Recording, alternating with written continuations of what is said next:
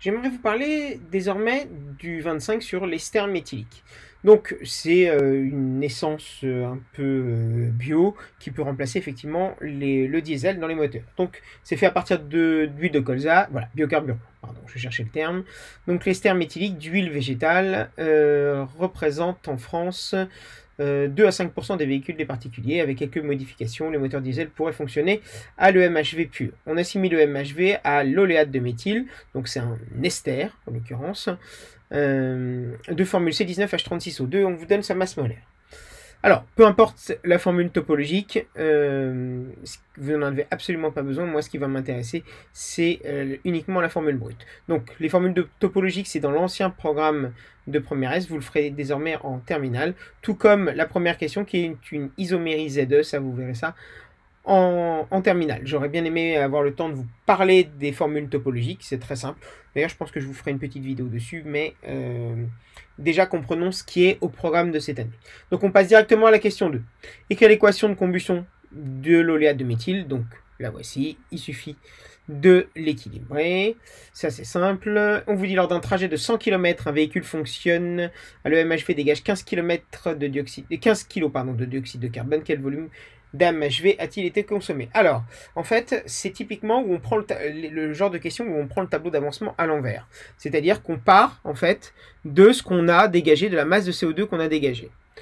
Bah, on va remonter au nombre de moles. Le nombre de moles de CO2 formés, c'est ces fameux 19X max.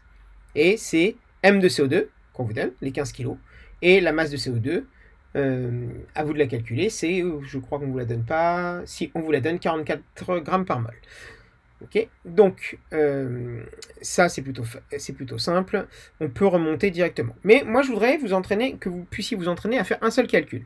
Quand vous regardez votre tableau d'avancement, comme la réaction est totale et que O2 est en excès, bah, le N1, le nombre de moles d'oléate de méthyle introduit, sera égal au 19X max, donc de CO2. C'est ce que j'ai mis ici, donc à la place de X max, d'accord, pardon, pas 19X max, N1 sera égal à X max, donc ici, à la place de X max, je mets N1. Donc 19N1 est égal à M de CO2 sur grand M de CO2. À moi d'aller remplacer N1 par ce que je connais, bah, c'est la masse d'oléate sur sa masse molaire. Bah, sa masse, je ne l'ai pas. Par contre, bah, ce qui est intéressant, puisque je veux le volume, bah, c'est de le faire apparaître. À la place de la masse, je mets ρ fois V. La masse volumique d'oléate de méthyle, elle est là, 874 grammes par litre, fois le volume. Voilà. Donc à la place de N1, je mets tout ça. Donc j'obtiens cette grande expression et j'isole le volume.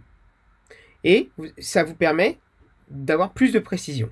Donc la masse de CO2 ici, n'oubliez pas, je la mets en grammes, parce que tout le reste ici, ça c'est en grammes par mol, ça c'est en grammes par mol, ça c'est en grammes par litre, donc c'est plus simple pour que les masses s'en aillent, que je mette la masse de CO2 en grammes. Donc tout ça c'est en grammes, voilà, et donc ça va se simplifier, le résultat que je vais avoir, il y a les moles qui vont partir en haut et en bas, puisque l'unité des masses molaires s'en vont, ici c'est des grammes, divisé par des grammes par mol, donc des grammes par litre, il va donc me rester des litres. Ça veut dire que on consomme 6,1 litres d'oléate par 100 km. Voilà, moi j'aimerais bien que vous arriviez à faire des choses comme ça en un seul calcul. Petit b, on estime que la culture d'un hectare de colza permet la fabrication de 1000 litres de MHV. Les Français ont parcouru 500 milliards de kilomètres en véhicule en 2013. Quelle serait la superficie de colza à cultiver pour parcourir une telle distance si tous les véhicules avaient la consommation précédente?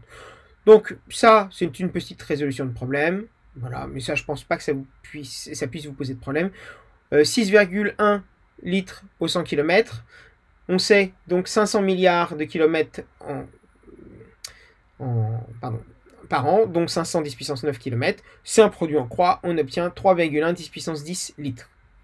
Sachant que 1 hectare, c'est 1000 litres, pareil, pour avoir la surface, bah, c'est un deuxième petit produit en croix, c'est le nombre de litres total, divisé, pour avoir le nombre d'hectares, la surface en hectares, pardon, c'est le nombre de litres total divisé par le nombre de litres pour 1 hectare, donc 3,1 10 puissance 10 divisé par 1000, on obtient 3,1 10 puissance 8 hectares, ce qui est gigantesque. D'où présenter un avantage et un inconvénient à utiliser le MHV comme alternative à l'essence.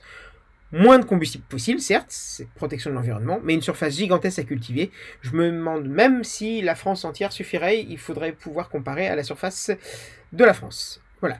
Même, et c'est cher, et les moteurs évidemment sont très chers à pouvoir être modifiés. Merci à tous.